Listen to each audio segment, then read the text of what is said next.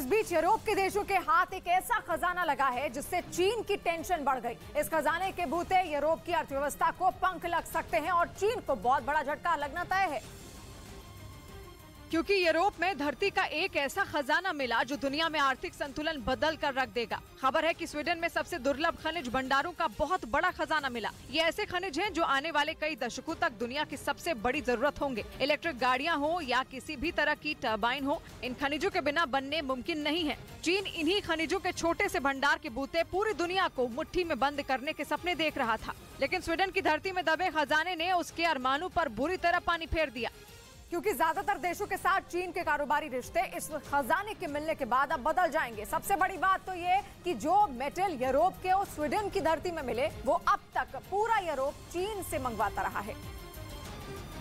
और यूरोप में कार बनाने वाली कंपनियों का बहुत बड़ा उद्योग है। यहाँ तक कि इलेक्ट्रॉनिक्स में भी यूरोप का दबदबा है। इन उद्योगों की 98% निर्भरता खास मेटल के लिए अब तक चीन पर रही थी, जिसका सीधा मतलब है कि ये इन उद्योगों की वजह से चीन भारी भरकम कमाई कर रहा था, लेकिन उसकी इस कमाई पर पूरी तरह ब्रेक लगाना तय हो गया। परेशानी ये है कि स्वीडन को इन खनिजों का उत्पादन करने में अभी लंबा वक्त लगेगा, क्योंकि स्वीडन के पास इस तरह के खनन की मंजूरी अभी नहीं है। इसीलिए स्वीडन को ये खनन शुरू करने में कुछ साल लग सकते हैं।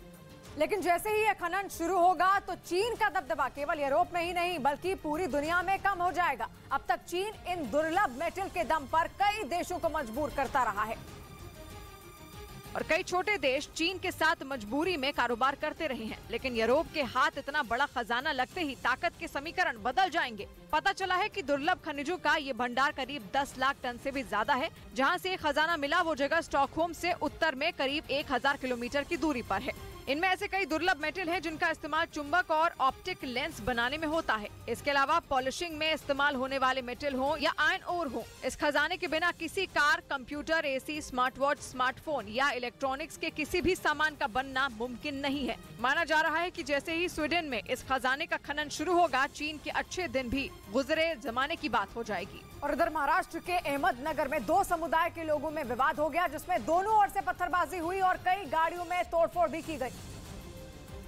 जिसके पीछे पतंग उड़ाने पर शुरू हुए विवाद को बताया गया। मामूली बात पर शुरू हुआ झगड़ा हिंसक हो गया, जिसमें 2 युवक घायल हुए। पत्थरबाजी और तोड़फोड़ के सीसीटीवी वीडियो के आधार पर पुलिस ने कई लोगों को पूछताछ के लिए हिरासत में लिया।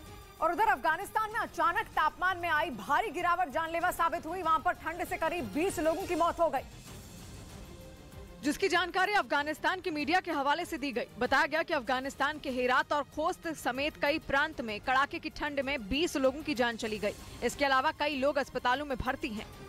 और इधर सचिन पायलट ने राजस्थान में किसान रैलियां शुरू कर दी। ये रैलियां वो राजस्थान के पश्चिमी इलाके में कर रहे हैं, यानी राजस्थान के उस हिस्से से जहां से राज्य की 40% विधानसभा सीटें आती हैं।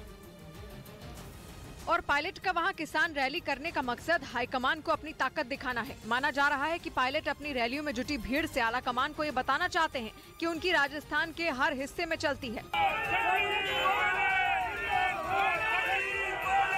जबकि इससे पहले कहा जा रहा था कि वो पूर्वी राजस्थान में ज्यादा शक्तिशाली हैं।